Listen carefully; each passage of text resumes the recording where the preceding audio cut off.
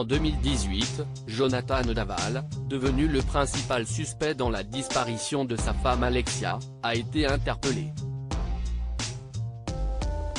Au bout de 30 heures de garde à vue, Jonathan Daval avoue, le 30 janvier 2018, avoir étranglé son épouse par accident. À l'issue des 48 heures de garde à vue, il est mis en examen pour meurtre sur conjoint et incarcéré. Dans son livre Moi, maman de Jonathan, la mère du coupable, qui est intervenue à la télévision, revient sur ce nouveau quotidien dans lequel elle a été plongée. Martine Henry, qui a écrit cet ouvrage en collaboration avec Plana Radenovic, veut partager sa vérité et donne des détails sur ses conditions de détention.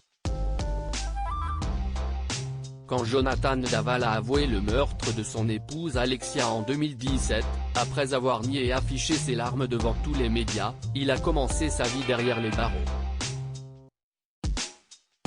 Sa mère Martine Henry a dû accepter les faits, qui lui semblaient inimaginables auparavant, mais souhaite montrer que si son fils a commis un acte monstrueux, il n'est pas pour autant un monstre et reste son enfant.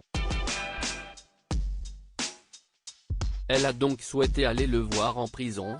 Quel genre de mère je serais si j'abandonnais mon fils à un moment tel ? Pour ses visites, elle était accompagnée de son mari Florent, qui n'est pas le père biologique de Jonathan Daval, le sien est mort lorsqu'il avait 13 ans.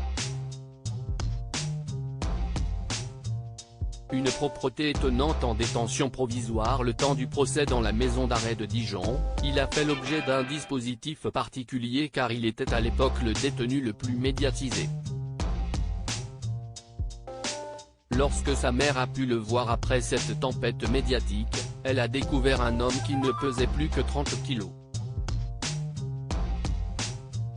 Aujourd'hui, ça va mieux. Il n'a même jamais été si musclé, précise ensuite sa mère. Chaque semaine, voire plusieurs fois, Martine Henry est allée voir son fils et a créé des liens avec les surveillants. Elle raconte qu'ils lui ont confié qu'il n'avait pas sa place ici, pas par rapport à son acte mais parce qu'il n'a pas le profil d'un criminel, même pas d'un délinquant. Elle ajoute qu'ils ont été très étonnés de la propreté de sa cellule, ils disaient même que c'était la cellule de Barbie. Il faut dire que Jonathan Daval souffrait depuis l'adolescence de troubles obsessionnels compulsifs, et avait un besoin maladif de propreté. Reconnu coupable de meurtre sur conjoint par la cour d'assises, Jonathan Daval a été condamné le 21 novembre 2020 à 25 ans de prison.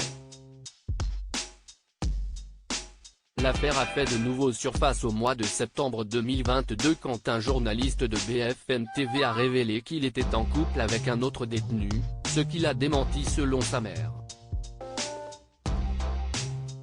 Moi, maman de Jonathan de Martine Henry aux éditions Michalon.